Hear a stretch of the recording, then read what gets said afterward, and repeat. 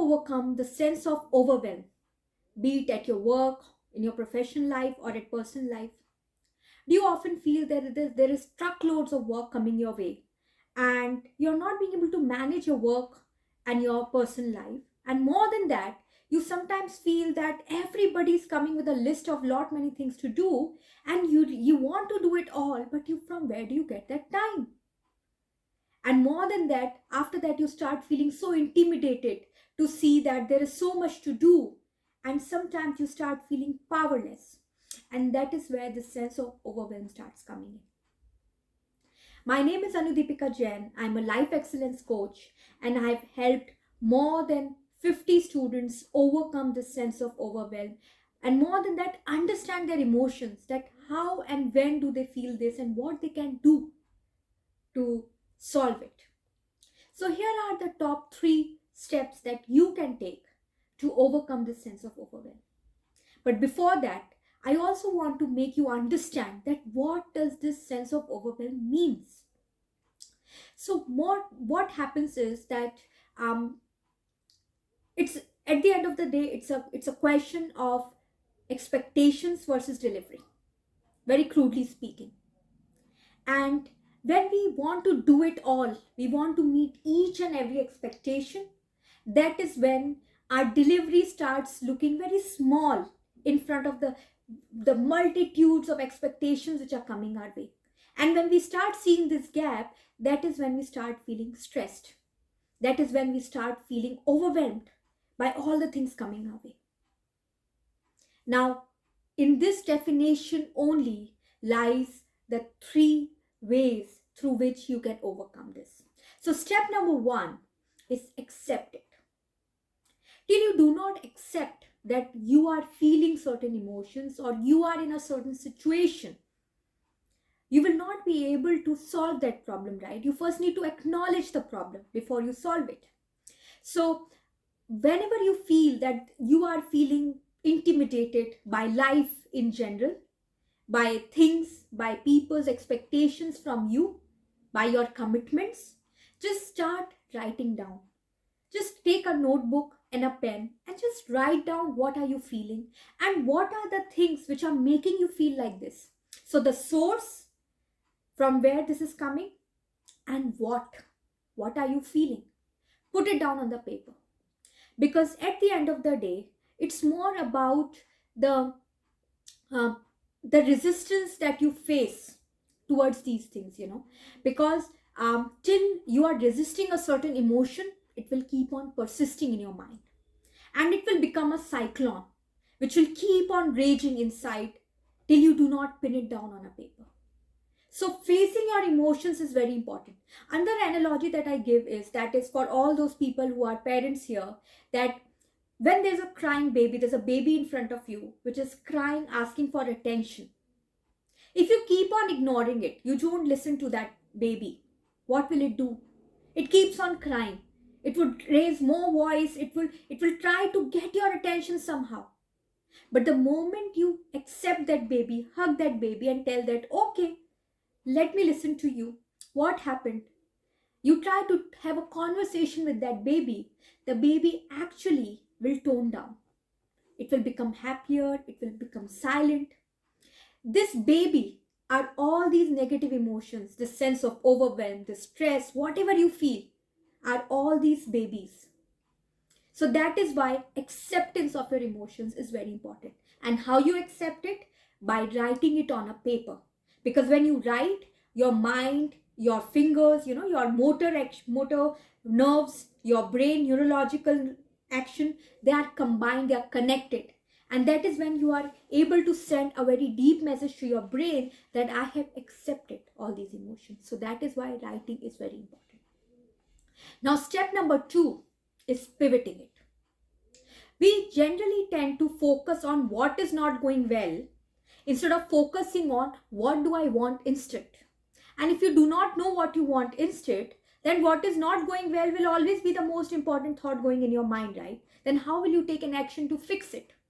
So pivoting is the action of changing what you are going through, and if it is perturbing you, if it is disturbing you, changing it to what you want to happen. So for example in your work, if you feel there is so much of work and you're not being able to prioritize it, there are a lot of mismanaged expectations, just write those down, and instead of that, pivot it. What you want?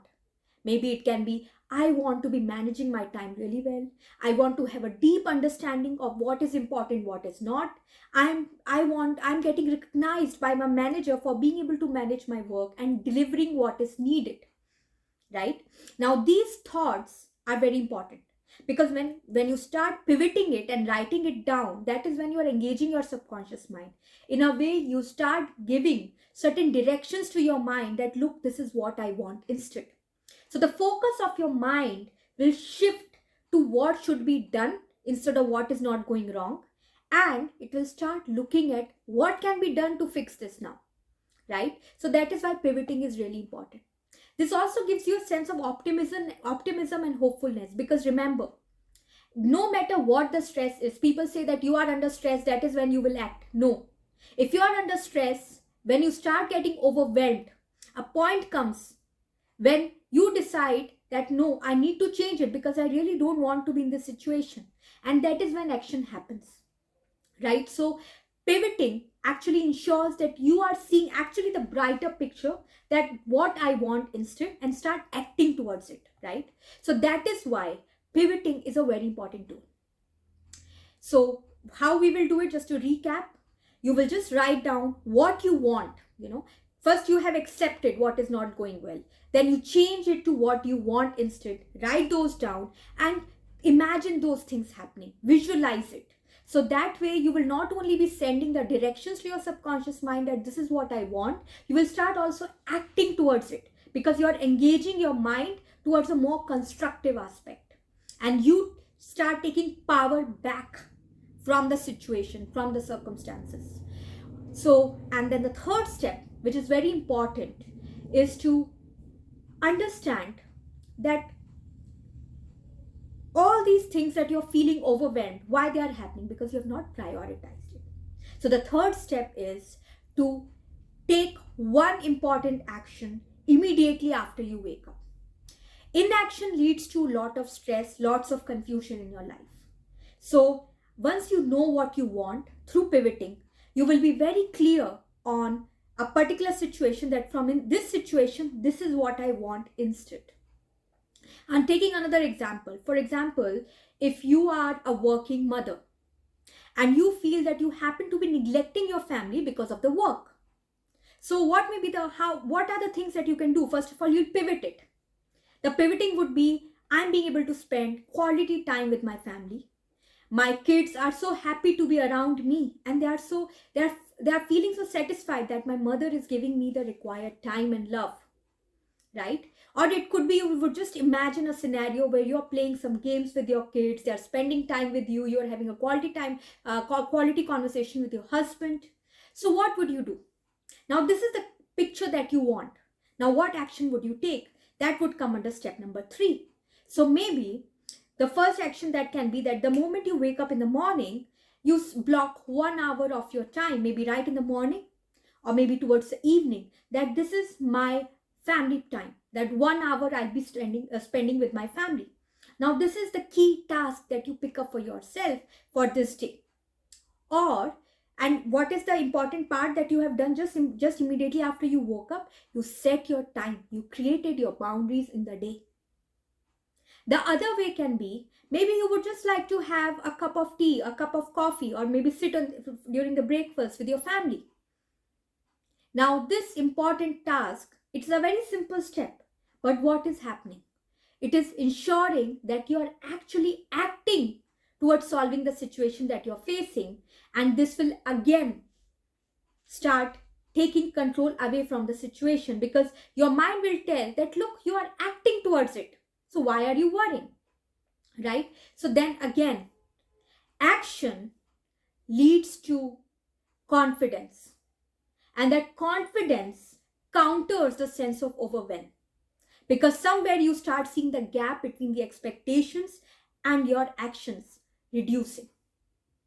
So that is why these are the 3 steps that you can follow. Acceptance of emotions, first understanding Where are you feeling overwhelmed? What are the sources? Then pivoting, just flipping that situation into something, to a situation what you want. So, not, I mean, seeing what is not working and pivoting it to what you would want instead. And step number 3 is to take very concrete steps towards what you want right after you wake up in the morning. I hope you found these 3 steps useful. Do try them, do apply in your life, and do share in the comments what you feel about them. I have my VIP Facebook group as well, where you can join to become a part of a community and share your learnings and insights with each other. I'm also sharing very frequently some certain case studies, some examples, my key insights and learnings in that group, so that people get more clarity on their life. And do subscribe to this YouTube channel. I hope to be adding more value to you with all my videos, and see you around. Bye bye.